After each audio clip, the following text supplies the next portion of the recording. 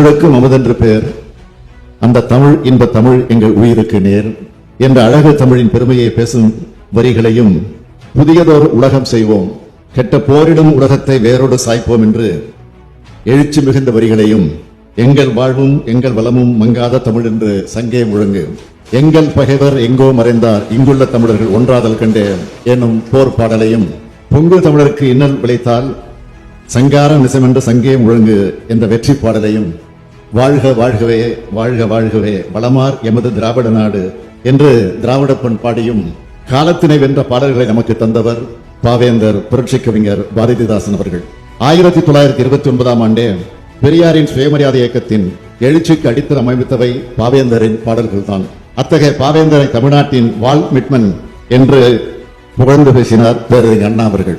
முத்தமிழறிஞர் தலைவர் கலைஞர் அவர்கள் எங்கே எப்பொழுது பேசினாலும் அதிலே புரட்சி கவிஞர் பொன்வரிகள் ஒலித்துக் கொண்டே இருக்கும்.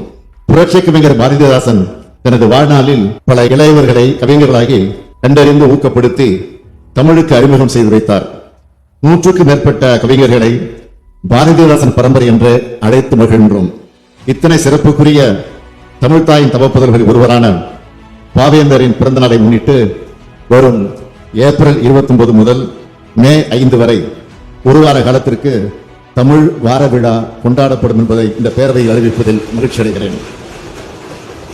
கவியரங்கங்கள் மற்றும் இலக்கிய கருத்தரங்கங்கள், பாரதிதாசன் இளம் படைப்பாளர் விருது, தமிழ் இலக்கியம் போற்றுவோம், பள்ளிகளில் தமிழ் நிகழ்ச்சிகள், தமிழ் இசை மற்றும் கலை நிகழ்ச்சிகள், இது போன்ற தமிழ் நிகழ்ச்சிகள் மூலமாக பாவேந்தர் பிறந்தநாள் தமிழ் மணக்கும் வாரமாக கொண்டாடப்படும்.